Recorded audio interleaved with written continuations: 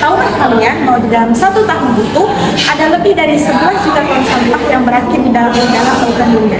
Data ini berdasarkan UNEP pada tahun 2020. Sampah plastik ini sebagian besar terurai menjadi partikel kecil atau yang sering kita sebut dengan mikroplastik, yang ukurannya itu lebih kecil dari 5 mm.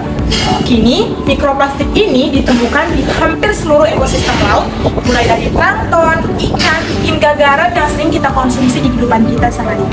Fenomena ini bukan hanya untuk mencemari laut, namun juga untuk merusak rantai makanan dan juga kesehatan manusia di seluruh dunia. Masalah ini semakin kompleks saat laut telah menjadi tempat pembuangan akhir limbah manusia. Bahkan, beberapa pihak telah mengeksploitasi mikroplastik sebagai salah satu bahan utama untuk industri, tanpa memikirkan dampak jangka panjangnya. Akibatnya, ekosistem laut terganggu, biota laut terancam, dan juga kualitas perikanan yang semakin menurun drastis.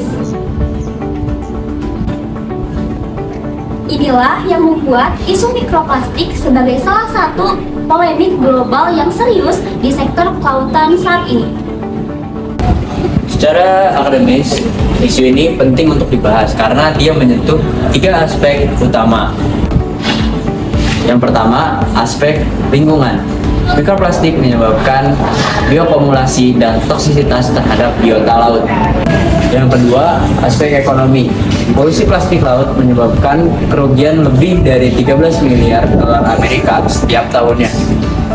Yang ketiga, aspek sosial dan bisnis, di mana muncul peluang baru melalui konsep ekonomi sirkular, yaitu merubah limbah laut menjadi bahan baku bernilai ekonomi.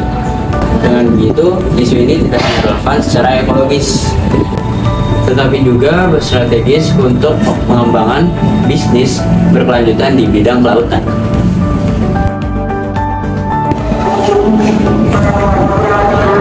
Berbagai negara kini mulai mengembangkan kebijakan-kebijakan terkait mikroplastik.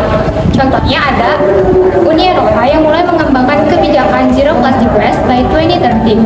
Lalu ada juga Jepang dan juga Belanda yang mulai mengembangkan teknologi robot untuk menyaring plastic waste dari laut.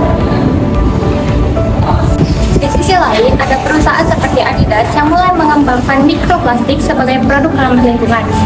Nah, tadi merupakan contoh dari bahwa mikroplastik di laut bukan hanya untuk dibersihkan, tetapi juga untuk dijadikan sebagai peluang ekonomi baru.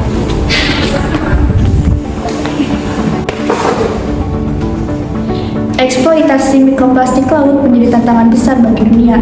Namun, di setiap tantangan pasti ada peluang melalui inovasi, riset, dan kolaborasi antar sektor. Kita dapat memanfaatkan limbah menjadi sumber daya yang bernilai. Mari kita jaga laut tetap bersih, dukung bisnis berkelanjutan, dan bersama-sama mewujudkan masa depan biru. Dari limbah menjadi peluang, dari laut untuk kehidupan.